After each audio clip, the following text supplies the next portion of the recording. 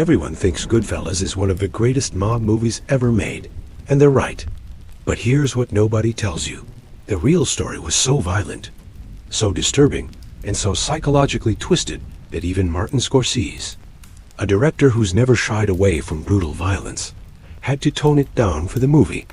The man who inspired Joe Pesci's Oscar-winning character, Tommy DeVito, his real name was Tommy DeSimone, and he didn't just kill people in fits of rage.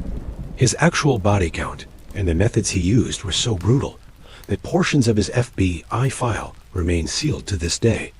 We're talking about a man who murdered with such frequency and such casual brutality that even hardened mafia bosses were disturbed by him. And Henry Hill, the supposedly charming hustler played by Ray Liotta, the guy wasn't some lovable rogue who got caught up in circumstances beyond his control. He was a lifelong criminal, an addict who destroyed every single person who ever trusted him, and a man who continued committing crimes even after the federal government gave him a new identity and a fresh start. Before we dive into this rabbit hole, do me a favor, drop a comment and tell me where you're watching from and what time it is right now. I'm curious how many of you are watching this. And hit that subscribe button, because this story has layers most people never discover. Let's get into it. What I'm about to show you over the next few hours will fundamentally change how you see that movie. Because the truth is darker, stranger, and more disturbing than anything Hollywood could show you. Let me start with something most people don't know. Martin Scorsese and screenwriter Nicholas Pileggi actually removed murders from the movie. Not because they didn't have the budget or the time, but because they thought audiences wouldn't believe how many people these men actually killed. They thought it would strain credulity. Think about that for a second. The movie that shocked audiences with its violence? That was the toned-down version. So forget everything you think you know about Goodfellas. Forget the charm, forget the humor, forget the Rolling Stones soundtrack that made it all seem cool. What you're about to hear is the real story, drawn from FBI files, court documents, police reports, interviews with the actual criminals, and testimony from the people whose lives they destroyed. This is going to take a while, so get comfortable. We're going down the rabbit hole, and I promise you, it's deeper and darker than you ever imagined. Let's start with Henry Hill, because he's the one who told the story. He's the narrator, the protagonist, the guy we're supposed to root for. But here's the first hard truth you need to understand. Henry Hill was a compulsive liar, a career criminal, and one of the most unreliable narrators in true crime history. The movie opens with that famous line, "As far back as I can remember, I always wanted to be a gangster." It's a great line. It sets up the whole movie. But what the movie doesn't tell you is that Henry Hill wasn't some working-class kid who got seduced by the glamour of mob life. He was a sociopath who found his people. Henry Hill was born on June 11th, 1943, in the Brownsville section of Brooklyn, New York. His father, Henry Hill Sr., was an Irish-American electrician. His mother, Carmela Costa, was Sicilian. This is important because in the traditional mafia structure, you had to be full Italian to be a made man, to be formally inducted into the mafia family. Henry's Irish heritage meant he could never be made. No matter how many crimes he committed or how much money he earned, he would always be an associate, never a full member. The movie shows young Henry looking out his window at the cab stand across the street, watching the wise guys come and go, mesmerized by their style and power. That part is true. There really was a cab stand, the Euclid Avenue taxicab and limousine service, operated by Paul Vario, a capo in the Lucchese crime family. But the movie makes it seem romantic, like a kid dreaming of becoming an astronaut. The reality was darker. Henry started working at that cab stand when he was 11 years old. 11? Think about that. This wasn't a paper route. Paul Vario and his crew were using this kid to run errands, deliver messages, and do jobs that would seem innocent if a cop stopped him. By the time Henry was 13, he was booking numbers, illegal gambling, and running stolen goods. By 14, he dropped out of school completely. The movie shows Henry's father finding out he'd been skipping school and beating him with a belt. That happened, but what the movie doesn't show you is that Henry didn't care. He took the beating and went right back to the cab stand. Because he'd already made more money in a month, running numbers than his father made in 6 months as an electrician. He'd already tasted the life, and there was no going back. Here's something the movie completely glosses over. Henry Hill's first arrest came in 1960. When he was just 17 years old, he and some other kids were caught using a stolen credit card. He got probation. A year later, he was arrested again for disorderly conduct. Then in 1963, at age 20, he was arrested for assault and battery. The pattern was set. He wasn't some basically good kid who fell in with a bad crowd. He was a bad kid who found exactly where he belonged. In 1965, Henry was drafted into the Army. This is barely mentioned in the movie, but it's crucial to understanding who he really was. The U.S. was escalating the Vietnam War, and Henry Hill was sent to Fort Bragg in North Carolina for basic training. Did he serve his country with honor? Did the discipline of military life straighten him out? No. Henry Hill used his time in the Army to expand his criminal network. He was stationed at Fort Bragg for 2 years, from 1963 to 1965, and he spent that entire time running scams. He was booking bets for other soldiers. He was selling stolen goods. He was operating a loan sharking operation, lending money to desperate soldiers at predatory interest rates. When he got out in 1965, he had more criminal connections than when he went in. By the mid-1960s, Henry was fully embedded in Paul Vario's crew. Vario, called Paulie in the movie, was a capo in the Lucchese family, one of New York's 5 mafia families. Vario's crew operated out of several locations, but their main base was the Euclid Avenue cab stand and a pizzeria called Robert's Lounge. These weren't normal businesses. They were fronts for every kind of crime you can imagine. Loan sharking, bookmaking, hijacking, robbery, extortion, and murder. The movie makes the Vario crew look like a fun gang of colorful characters. In reality, these were violent criminals who hurt people for a living. Paul Vario himself was serving time for contempt of court when Goodfellas was released. He died in prison in 1988, 3 years before the movie came out. The movie couldn't use his real name because of legal concerns, so they called him Paulie Cicero and had Paul Sorvino play him as this stern but fair mob boss. The real Paul Vario was a brutal enforcer who'd risen through the ranks by being willing to do violence that others wouldn't. Now let's talk about how Henry actually made his money. Because the movie only shows you the glamorous parts. Yes, there were hijackings. The movie shows Henry and Tommy hijacking trucks, stealing cigarettes and electronics and booze. That happened, but the movie makes it look easy and fun. Like a game, the reality was more violent. When Henry and his crew hijacked trucks, they didn't just politely ask the driver to hand over the keys. They beat drivers, they threatened their families. If a driver fought back or tried to be a hero, they hurt him badly enough that he'd never try it again. There are documented cases of drivers being hospitalized with broken bones, concussions, and permanent injuries. The movie shows you the theft. It doesn't show you the trauma left behind. And then there was the loan sharking. This is barely touched on in the movie, but it was a huge part of how the crew made money. Here's how it worked. Say you're a small business owner and you need $10,000 to keep your restaurant open. You can't get a bank loan because your credit is bad or because you need the money too fast. So you go to the Vario crew. They'll give you the $10,000, but you're paying them back $12,000. And if you miss a payment, that's when the real price becomes clear. They'd start with threats, then they'd vandalize your business, then they'd hurt you physically. And if you still couldn't pay, they'd take your business, they'd force you to sign it over to them, and then they'd run it as a front for money laundering or burn it down for the insurance money. The movie shows Henry and the crew eating expensive meals and throwing money around. But where did that money come from? It came from destroying the lives of regular people who were just trying to survive.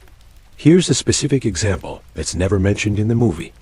In 1968, Henry Hill and several associates were arrested for beating a Tampa, Florida gas station attendant and stealing $420 from the station. $420. They beat a man senseless for $420. Henry pleaded guilty to assault, an attempted grand larceny, and got 4 years in prison. He served less than 2 years before being released in 1970. Think about what that tells you. This wasn't a man who only committed violence when absolutely necessary. This was a man who beat someone nearly to death for pocket change. And the movie doesn't mention this at all, because it would make Henry Hill too unsympathetic. It would make it impossible for you to root for him. When Henry got out of prison in 1970, he went right back to the Vario crew. This is where the movie picks up its main storyline, though it compresses the timeline significantly. By the early 1970s, Henry was working with two men who would define his criminal career and ultimately his downfall, James Burke and Tommy DeSimone. The movie introduces them as Jimmy Conway and Tommy DeVito, played by Robert De Niro and Joe Pesci. But those Hollywood names hide the reality of who these men actually were. We'll get to them in detail later, but understand this. Jimmy Burke was suspected in over 50 murders. Tommy DeSimone was a psychopath who killed for fun, and Henry Hill? He worked alongside them for years and never once thought about going to the police. Not because he was loyal, but because he was making money. Let's talk about Henry's personal life, because this is another area where the movie sanitizes reality. The film shows Henry meeting Karen Friedman, played by Lorraine Bracco, and it's this classic tough guy romance. He takes her out, he shows her his world. She falls for the excitement of it all. It's almost charming. The reality was more complicated and more disturbing. Henry Hill met Karen Friedman in 1965. She was a Jewish woman from a middle-class family. She was not from the mob world.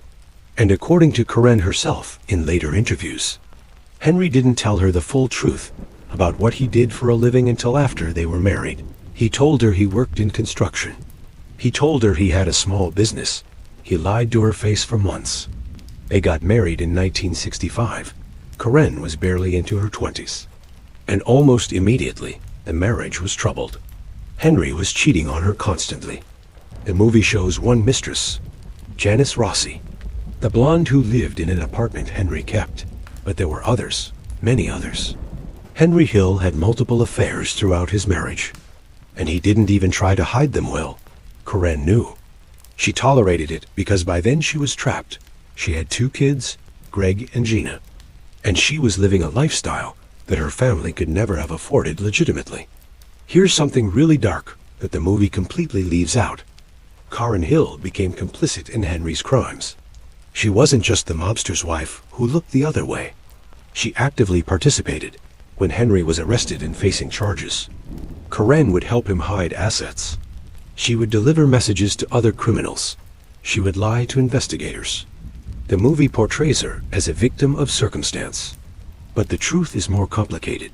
She made choices, bad choices, and she profited from those choices until it all fell apart. By the mid-1970s, Henry Hill was deep into cocaine. Not just using it, but selling it. This was a massive violation of Mafia protocol. The bosses of the 5 families had agreed that drugs were too risky, too much law enforcement attention, too many informants, too many prison sentences. If you got caught dealing drugs, you were on your own. The family wouldn't protect you. In fact, they might kill you just to eliminate the risk. But Henry didn't care. The money was too good.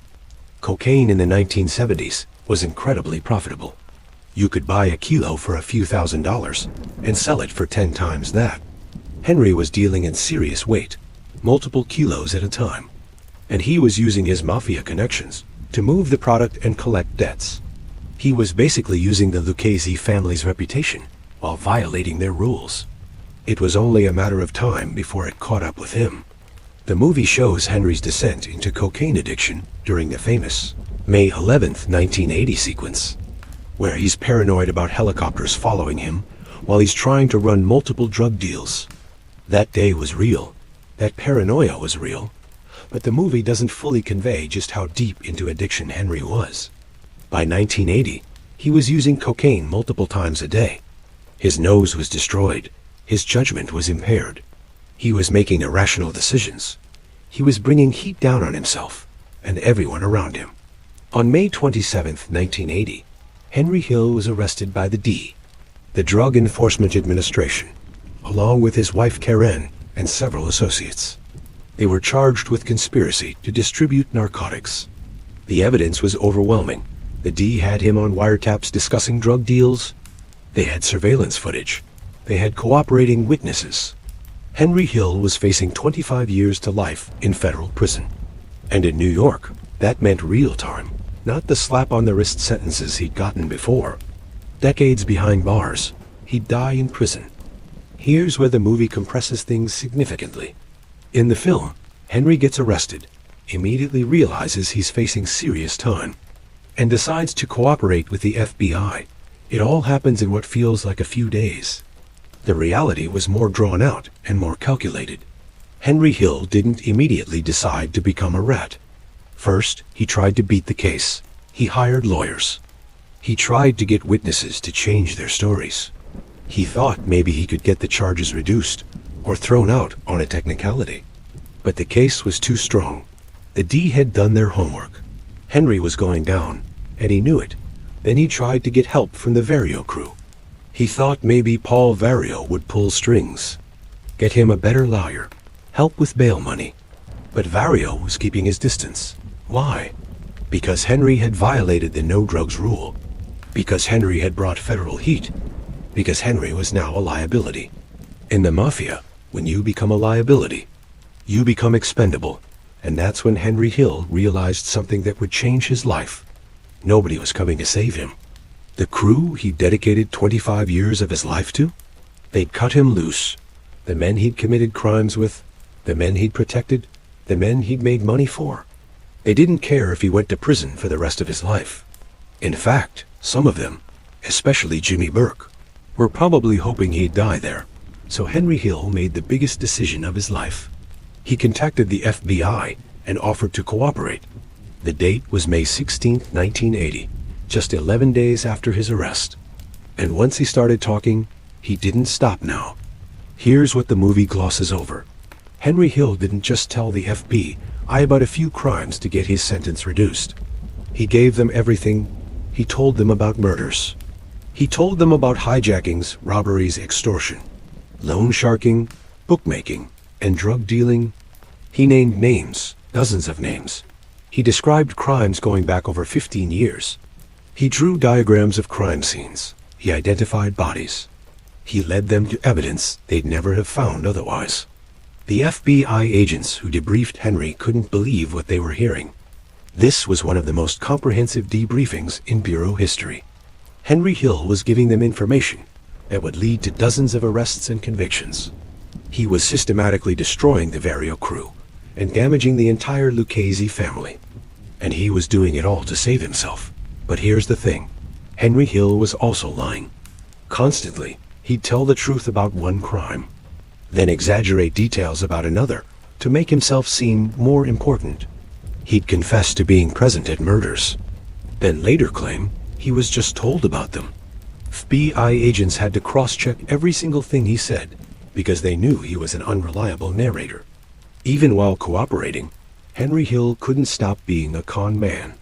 The information Henry provided led to multiple major prosecutions. Paul Vario was eventually convicted of multiple charges and sent back to prison, where he died in 1988. Dozens of other mobsters and associates went to prison based on Henry's testimony. And most famously, Henry's cooperation led to the investigation of the Lufthansa heist, which we'll get to in detail shortly, and the subsequent murder spree carried out by Jimmy Burke. In exchange for his cooperation, Henry Hill and his family were entered into the Witness Protection Program, officially called the United States Marshal Service Witness Security Program, or WITSEC. This is where the movie ends, with Henry and Karen and their kids being given new identities and relocated to somewhere in America to live as average nobodies. The movie makes it seem like a sad but necessary ending. Henry's in the voiceover lamenting that he has to live the rest of his life as a schnook. But at least he's alive. The end. Credits roll. You leave the theater thinking Henry Hill learned his lesson and lived quietly ever after. That is complete fiction. Here's what actually happened after Henry Hill entered witness protection. he immediately started breaking the rules. WITSEC has strict protocols. You don't contact anyone from your old life. You don't commit crimes in your new identity. You don't draw attention to yourself. You live quietly and legally, or you're out of the program. Henry Hill broke every single one of those rules. First, he couldn't stop drinking and using drugs. Within months of being relocated, he was arrested for public intoxication. The U.S. Marshal Service had to step in and handle it quietly. Then he was arrested for drunk driving. Then for fighting in a bar. Then for drug possession. Each time, the Marshal Service would have to intervene, move him to a new location, give him yet another new identity. This happened multiple times. Second, he couldn't stop committing crimes. Even with a new identity and a fresh start, Henry Hill was still running scams. He'd get a job working in construction, then steal tools and materials from the job site. He'd take out loans using his new identity and never pay them back. He'd write bad checks. He was a criminal his entire life. And witness protection didn't change that. Third, he couldn't keep his mouth shut. This is the most unbelievable part. Henry Hill, a man whose life depended on staying anonymous, couldn't resist telling people who he really was. He'd get drunk in bars and start bragging about his mob connections. He'd tell women he was trying to impress that he was Henry Hill from Goodfellas. He was literally putting himself and his family in danger because he couldn't handle being anonymous. By 1987, just 7 years after entering witness protection, Henry Hill's behavior had become so problematic that the Marshal Service kicked him out of the program. This is extremely rare. The whole point of WITSEC is to protect cooperating witnesses. But Henry was such a liability that they concluded he wasn't worth protecting anymore. They gave him some money, wished him luck, and told him he was on his own. Karen divorced him around this time. Can you blame her? She'd spent years in witness protection, living in fear, raising their kids in secrecy, all because Henry had cooperated with the FBI. And what was Henry doing? Getting drunk, getting arrested, and telling strangers who he was. Karen took the kids and disappeared into witness protection on her own. She's still there, living under an assumed name, and she hasn't spoken publicly since the 1990s. Meanwhile, Henry spent the rest of his life as a minor celebrity exploiting his own past. After being kicked out of witness protection, Henry Hill became a public figure. He sold his story. He worked with Nicholas Pileggi on the book Wise Guy, which became the basis for Goodfellas. He made money from the book and the movie, and then he spent the next 20 years doing media appearances, giving interviews, and generally cashing in on his notoriety. He appeared on the Howard Stern show multiple times, usually drunk or high, telling stories about the old days. He did speaking tours. He sold his autograph at memorabilia shows. He even started a website selling Henry Hill's Sunday gravy pasta sauce. Using his mob past to sell spaghetti sauce, it was pathetic and exploitative, and it showed you exactly who Henry Hill really was. A man with no shame and no remorse. But the really dark part? He kept getting arrested. In 1987, he was arrested for drug possession, cocaine. In 1996, he was arrested for drunk driving. In 2001, he was arrested for drug possession again. In 2005, he was arrested for public intoxication and disorderly conduct. Every few years, there'd be another arrest. Another embarrassing mugshot in the tabloids. This was a man who'd been given a second chance, a new identity, a clean slate, witness protection, and he'd thrown it all away. Henry Hill's children, Greg and Gina, have both spoken about growing up with him as a father, and their accounts are heartbreaking. Greg Hill wrote a book called On the Run, A Mafia Childhood, describing what it was like to be Henry Hill's son. Constant fear, constantly moving, constantly lying about who they were, and then watching their father destroy himself with drugs and alcohol. Both children eventually cut off contact with Henry. They wanted nothing to do with him. In his final years, Henry Hill was broke. He'd made money from Goodfellas and from various media appearances, but he'd spent it all on drugs, alcohol, and legal fees. He was living in California, in a modest apartment. Estranged from his children and most of his family, he was still doing occasional interviews and appearances, still telling the same old stories, still trying to squeeze a few more dollars out of his past. Henry Hill died on June 12, 2012, at the age of 69. The cause of death was complications from heart disease, exacerbated by decades of drug and alcohol abuse. He died at a hospital in Los Angeles. There was no mob funeral, no big send-off, just a quiet death, largely unnoticed except by true crime enthusiasts and Goodfellas fans. His death barely made the news. There were a few obituaries in major newspapers, mostly focused on his role in Goodfellas rather than his actual life. The New York Times ran a brief piece. Some crime websites covered it. But mostly, the world just shrugged Henry Hill. The man who'd lived for attention and validation died with hardly anyone noticing, so that's the real Henry Hill. Not Ray Liotta's charming hustler, not the quick-witted narrator who makes crime look fun. The real Henry Hill was a violent criminal who destroyed everyone who ever trusted him. A drug addict who couldn't stay sober even when his life depended on it. A narcissist who exploited his own criminal past for minor celebrity. And a man who died alone and broke after burning every bridge he'd ever built. The movie ends with Henry complaining that he has to live like a schnook now. But the truth is, Henry Hill was always a schnook. He just didn't realize it. Now let's talk about the man in the movie called Jimmy Conway, played by Robert De Niro, as a sort of tragic father figure who cared deeply about his crew, but got corrupted by greed. The real man, James Burke, known as Jimmy the Gent, was nothing like that portrayal. He was one of the most prolific murderers in American Mafia history. A stone-cold psychopath who killed with such frequency and such casual brutality that even other mobsters were terrified of him. James Burke was born on July 5, 1931, in New York City, and right from the start, his life was marked by violence and abandonment. His parents were not involved in his upbringing. His father was absent, and his mother gave him up when he was just 2 years old. He was placed in foster care, and what happened to him there set the trajectory for the rest of his life.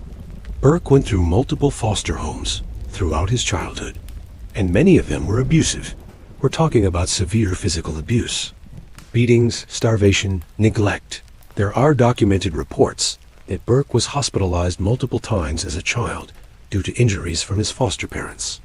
This was the 1930s and early 1940s, when child welfare services were minimal and foster care was barely regulated. Children in the system were often treated like indentured servants or worse. Psychologists who later examined Burke's case noted that he displayed all the classic signs of a psychopath from an early age: lack of empathy, inability to form genuine emotional connections, fascination with violence, and a complete absence of remorse. These traits can be genetic, but they're also heavily influenced by childhood trauma. Burke experienced the worst kind of childhood trauma, and it created a monster.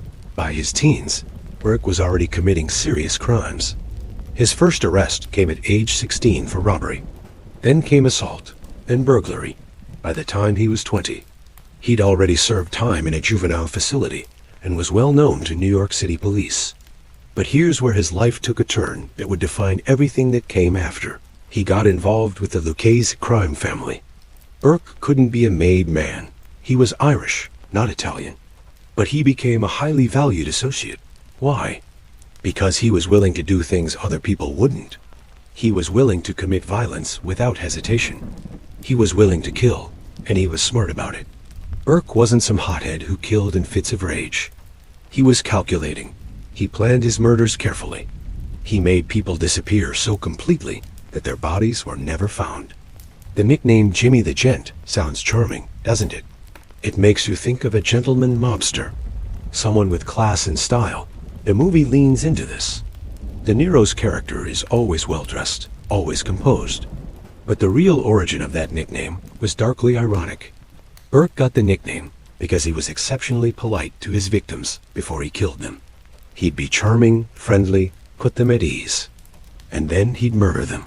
It was a joke among other criminals, a sardonic acknowledgement of his two-faced nature.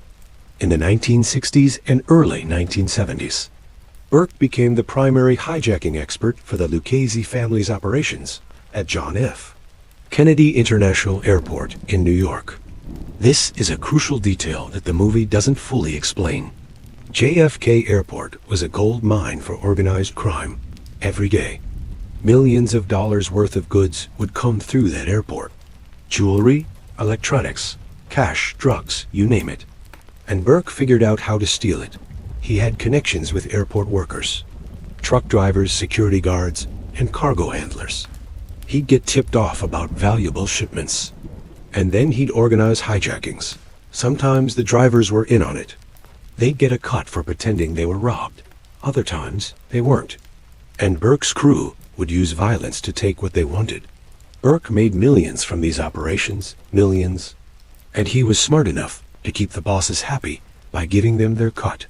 But here's what made Burke truly dangerous. He was paranoid, and he solved his paranoia by killing people. Every hijacking involved multiple people. Lookouts, drivers, the guys who actually did the robbery. The people who fenced the stolen goods.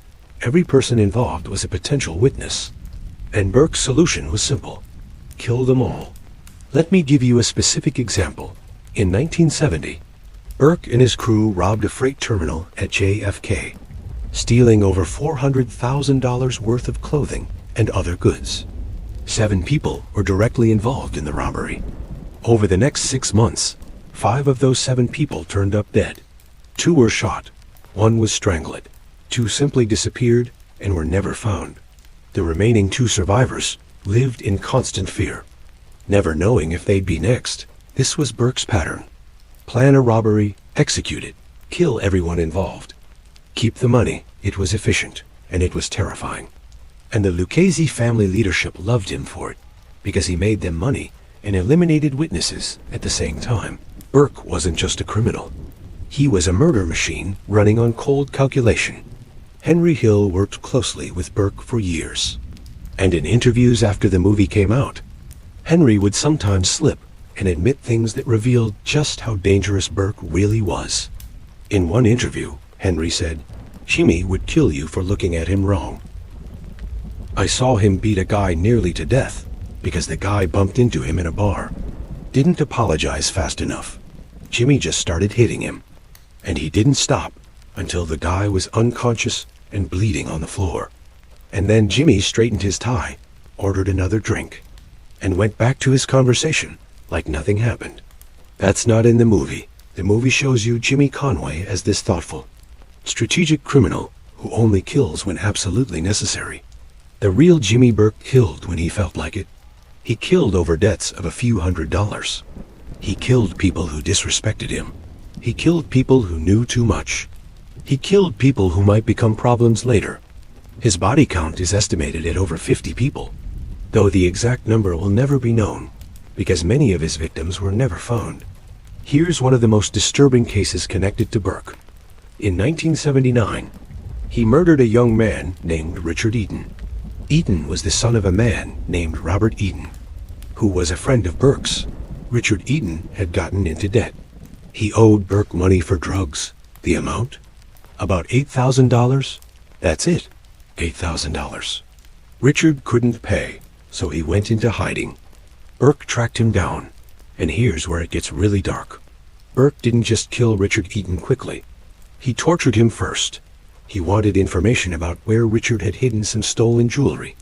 Richard gave up the information, thinking maybe Burke would let him go. Burke took the jewelry, and then murdered Richard anyway. His body was found weeks later, badly decomposed, with evidence of severe trauma before death. When Robert Eaton, Richard's father, found out his son was dead, he knew Burke was responsible. But what could he do? He was just a regular guy, not connected to the Mafia. If he went to the police, he'd have to admit his son was involved in crime. And even then, proving Burke did it would be nearly impossible. So Robert Eaton did nothing. He buried his son and lived with the knowledge that his son's killer would never face justice. That's the kind of fear Burke inspired. The movie shows Jimmy Conway becoming paranoid after the Lufthansa heist, killing people left and right because he's worried they'll talk. That's based in reality, but it undersells the situation. Burke didn't just kill people involved in the heist. He killed their associates. He killed people who'd merely heard about the heist. He went on a murder spree that lasted months and left bodies scattered across New York and New Jersey. But before we get to Lufthansa, let me tell you about Burke's family life, because it adds another layer to how disturbed this man was. Burke married a woman named Mickey in the early 1960s. They had children together, and to the outside world, he played the role of a family man. He'd go home at night. He'd have dinner with his kids. He'd help with homework, and then he'd go out and murder someone. Come home with blood on his clothes, and act like nothing was wrong. His son, Jesse James Burke, followed in his father's footsteps and became involved in organized crime. Jesse was eventually convicted of drug trafficking and is currently serving time in federal prison. The Burke criminal legacy spans generations, a family business of violence and theft. Burke's wife Mickey knew what he did for a living, but she kept quiet. In the Mafia world, wives were expected to ask no questions and see nothing. Mickey played that role perfectly. She enjoyed the money, the lifestyle, the respect that came with being Jimmy Burke's wife. And she looked the other way when bodies started piling up. Now, here's something that's absolutely crucial to understanding. Burke's relationship with Henry Hill. Burke didn't trust Henry. Ever. He used Henry. He worked with Henry. They made money together for years. But Burke always suspected that Henry would eventually become a rat. And he was right. After Henry got arrested on drug charges in 1980, Burke's first instinct was to kill him. Just eliminate the problem before it became a problem. Burke had killed people for less. But Henry was in custody, under federal protection, and there was no easy way to get to him. So Burke waited, hoping Henry would keep his mouth shut while preparing contingencies in case he didn't. When Burke found out Henry was cooperating with the FBI, he was furious, but not surprised. He'd seen it coming. And if Burke had been able to get to Henry at that point, Henry would have died slowly and painfully. Burke didn't just kill rats. He made examples of them. But Henry was untouchable in witness protection. So Burke had to settle for murdering anyone he suspected might also cooperate. This brings us to Burke's eventual downfall. Despite being suspected in dozens of murders, Burke was incredibly careful. He didn't leave evidence. He didn't talk on phones that could be tapped. He used multiple intermediaries for his crimes, for years. The FBI knew Burke was a killer, but couldn't prove it in court. They had suspicions. They had circumstantial evidence, but nothing concrete enough for a conviction. But Burke made one critical mistake. He murdered Richard Eaton, and he did it in a way that left evidence. The body was found. The cause of death was clear.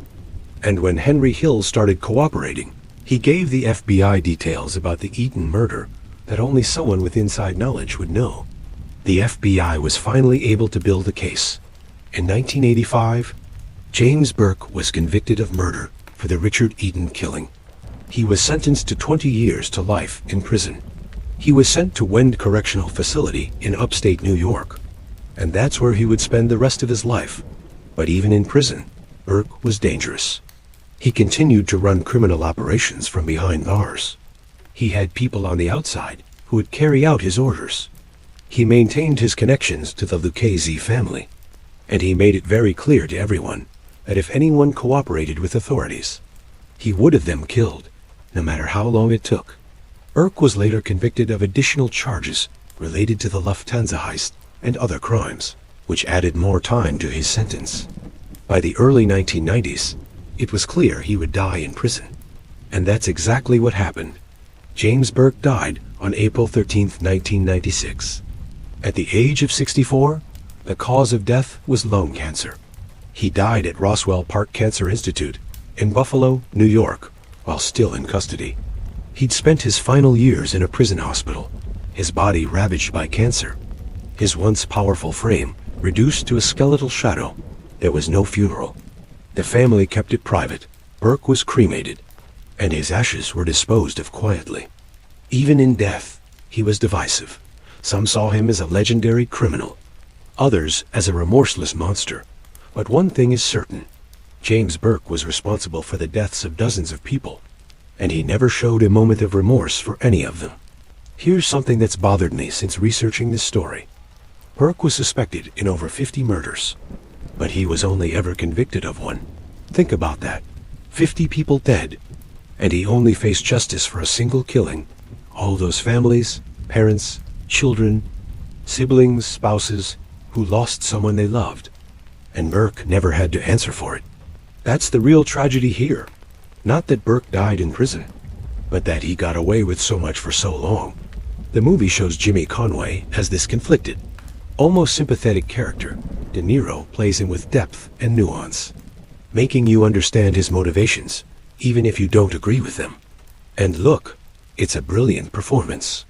De Niro is phenomenal, but the character in the movie bears almost no resemblance to the real James Burke. The real Burke wasn't conflicted about violence. He enjoyed it. He wasn't driven by greed alone. He was driven by power, by the high of dominating others, by the satisfaction of instilling fear. He wasn't a father figure to his crew. He was a tyrant who would murder them the moment they became inconvenient. And he wasn't brought down by bad luck or paranoia. He was brought down because he underestimated how many people he'd hurt and how many witnesses would eventually line up to testify against him. If there's one thing I want you to understand about James Burke, it's this. He represents the darkest aspects of organized crime. Not the glamour, not the loyalty, not the honor among thieves that movies like to portray. Burke represents the brutal truth, that the Mafia was built on violence, extortion, and the willingness to destroy anyone who got in the way. And Burke was very, very good at his job. Now we need to talk about Tommy DeSimone, because this is where things get truly disturbing. Joe Pesci won an Academy Award for playing Tommy DeVito in Goodfellas. It's an iconic performance. Funny, terrifying, unpredictable. The funny how scene is one of the most famous in cinema history. But Pesci's performance, as brilliant as it was, only captured about 10% of how truly psychotic Tommy DeSimone really was. Thomas DeSimone was born on May 24, 1950, in Cambridge, Massachusetts, but he grew up in the Brownsville section of Brooklyn. Unlike Henry Hill and Jimmy Burke, who came from difficult backgrounds, Tommy came from what you might call Mafia royalty. His uncles were members of the Lucchese crime family. His brother was involved in organized crime. This wasn't a kid who fell into the mob life. He was born into it. Tommy's father died when Tommy was young, and he was raised primarily by his mother and his older siblings. But the male role models in his life were all criminals. He grew up hearing stories about heists, murders, and mafia politics at the dinner table. By the time he was a teenager, he knew exactly what he wanted to do with his life. He wanted to be a made man. He wanted to be inducted into the Lucchese family like his uncles. He wanted power and respect, but there was a problem. Tommy DeSimone was a psychopath. Not in the Hollywood sense, where every violent criminal gets labeled a psychopath. In the clinical sense, multiple psychologists who've studied the case have concluded that DeSimone exhibited classic psychopathic traits: superficial charm, lack of empathy, impulsivity, grandiosity, and a complete inability to feel remorse. DeSimone started committing crimes young. His first arrest came when he was a teenager. Burglary, then assault. He was building a record. But unlike most young criminals who'd get scared straight after their first stint in jail, DeSimone seemed to enjoy it. He liked the reputation. He liked the fear he inspired. And most disturbingly, he liked violence for its own sake. In his late teens and early 20s, DeSimone became associated with the Vario crew, working alongside Henry Hill and Jimmy Burke. And this is where his reputation really started to grow. Because while Hill was a hustler and Burke was a calculated killer, DeSimone was something else entirely. He was unpredictable. He was violent without reason. He would kill people over the smallest slights. Let me give you a specific example that's not in the movie, but is absolutely documented. In 1970, DeSimone was in a bar in Queens. He got into an argument with a man. The kind of stupid drunk argument that happens in bars all the time. Something about sports or a woman or who knows what. The man said something that DeSimone perceived as disrespectful. DeSimone waited until the man went to the bathroom, followed him in, and beat him so badly that the man spent 3 weeks in the hospital with a fractured skull, broken ribs, and internal bleeding. The victim went to the police. He identified DeSimone, but when it came time to testify, he suddenly couldn't remember who'd attacked him. Why? Because members of the Vario crew had visited him in the hospital and explained what would happen to him and his family if he cooperated. The charges were dropped. DeSimone walked away, and the message was clear. You don't cross Tommy, and you definitely don't testify against him. Now let's talk about the murders, because this is where it gets really dark. The movie shows Tommy DeVito killing 2 people. Spider, a young kid working at a card game, and Billy Batts, a made man in the Gambino family. Both of these murders really happened, though the details are even more disturbing than what the movie showed. Let's start with Spider. His real name was Michael Chunko, and he was a teenager, probably around 16 or 17 years old. Working as a general assistant for the Vario crew, he'd fetch drinks, clean up, run errands, that kind of thing. The movie portrays him as just a kid trying to make some money. That's accurate. The incident with Spider really happened. DeSimone really did shoot him in the foot, supposedly as a joke, or because he wasn't moving fast enough. Spider recovered from that injury and went back to work because he needed the money, and because refusing would have been seen as disrespectful. A few weeks later, during another card game, Spider made the mistake of talking back to DeSimone. According to Henry Hill's account, Spider said something like, "Why don't you go fuck yourself, Tommy?" Everyone at the table froze, because you didn't talk to Tommy DeSimone like that. What happened next is documented in multiple sources. DeSimone pulled out a gun and shot Spider multiple times, killing him, just like that, over an insult from a teenager. And here's the most chilling part. After killing Spider, DeSimone looked around the room at the other guys and said something along the lines of, "What?" He was being disrespectful, as if that justified murder.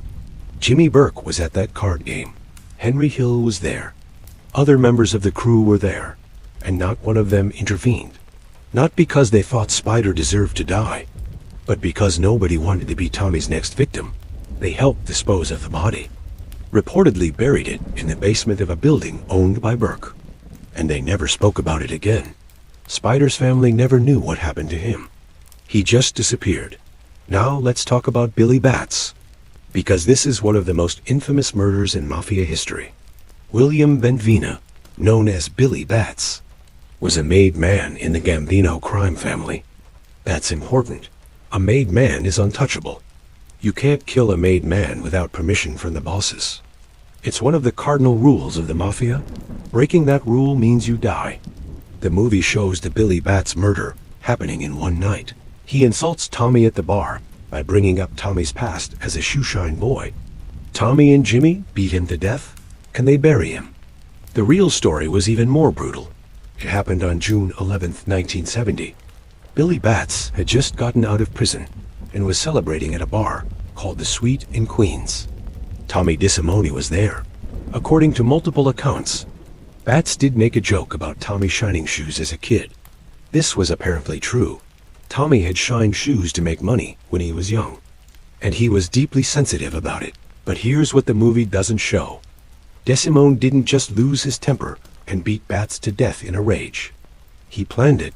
After the initial confrontation at the bar, DeSimone and Burke lured Batts to a different location, Robert's Lounge, one of their hangouts.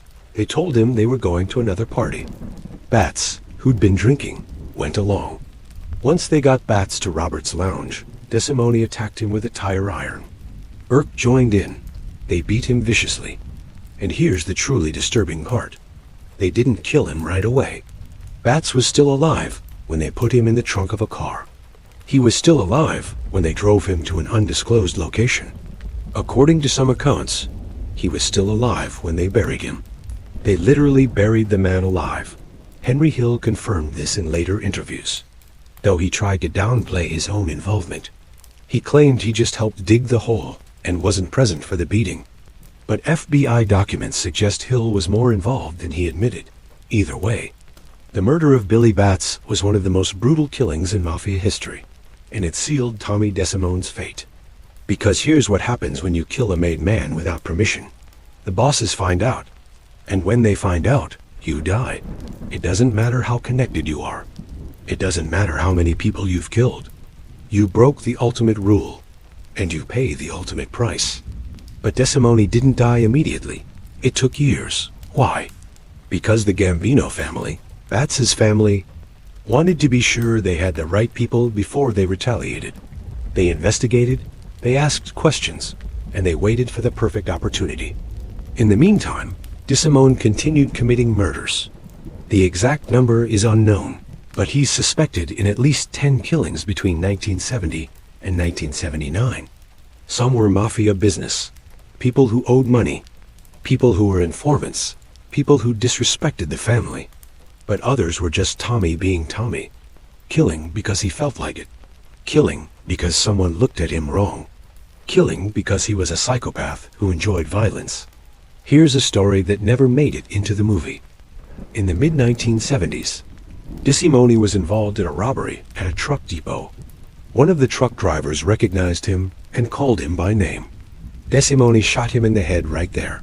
No hesitation, the driver died instantly. And when the other robbers asked Tommy why he'd done it, he said, "He knew my name," as if that was sufficient reason to end a man's life. There's another incident that's even more disturbing, and Henry Hill only admitted to it years after Goodfellas came out. In the late 1970s, Tommy DeSimone raped Henry Hill's wife, Karen. Yes, you read that correctly. While Henry was out of town on business, DeSimone went to Henry's house and sexually assaulted Karen. Karen was terrified to tell Henry at first, because she knew what would happen. If Henry confronted Tommy, Tommy would kill Henry. Or Tommy would kill Karen, or both. So she kept quiet for weeks. When she finally told Henry, he was faced with an impossible situation. He couldn't go to the police. That would be seen as betraying the crew. He couldn't confront Tommy directly. That would get him killed. So Henry did nothing. He just swallowed his rage and humiliation and continued working alongside the man who'd raped his wife. Think about that for a minute. This is the reality of mob life that the movie doesn't show you. There's no honor. There's no loyalty. Just fear and violence and predatory behavior. And the strong prey on the weak without consequences. Henry confirmed this incident in a radio interview years later. He said it was one of the reasons he ultimately cooperated with the FBI. Not the main reason, but part of his growing resentment toward the crew. He'd spent years protecting Tommy, covering for Tommy, making money with Tommy. And Tommy had raped his wife. That's the kind of man Tommy DeSimone was. Now, let's talk about why Tommy DeSimone was never made. This is shown in the movie. Tommy's expecting to be inducted into the family, but instead he gets killed. But the movie simplifies the reasons in reality. There were multiple factors working against DeSimone. First, the Billy Bats murder. The bosses knew about it, and they weren't happy. You can't kill a made man from another family and expect no consequences. Second, DeSimone's behavior was becoming a liability. He was too violent, too unpredictable, too likely to bring heat from law enforcement. Third, and this is crucial, there were rumors that DeSimone was a drug addict. He was using cocaine heavily by the late 1970s, and the bosses didn't trust addicts. But there was one more factor that sealed his fate. He killed another made man. The victim's name was Foxy Jareth, a member of the Gambino family. The circumstances of this murder are murky. Different sources give different accounts, but the general consensus is that DeSimone and Jareth got into a dispute over money or territory, and DeSimone shot him. This was the final straw. The Gambino family, which was one of the most powerful mafia families in New York, demanded justice. They went to the leadership of the Lucchese family and said, essentially, you need to handle this, or we will. The Lucchese bosses had a choice. Protect Tommy DeSimone, a violent psychopath who was becoming more trouble than he was worth, or sacrifice him to maintain peace with the Gambinos. They chose to sacrifice him. On January 14th, 1979, Tommy DeSimone was called to what he thought was his induction ceremony. He thought he was finally going to become a made man. He got dressed up, He was excited, according to some accounts. He was even practicing what he was going to say during the ceremony. He went to a house in Queens where the ceremony was supposedly taking place. He walked into the house, and he never walked out. What exactly happened in that house is unknown. There are various theories. The most common story is that DeSimone was shot in the back of the head as soon as he entered. Quick, clean, professional. But other accounts suggest he was beaten first, made to understand why he was dying before they killed him.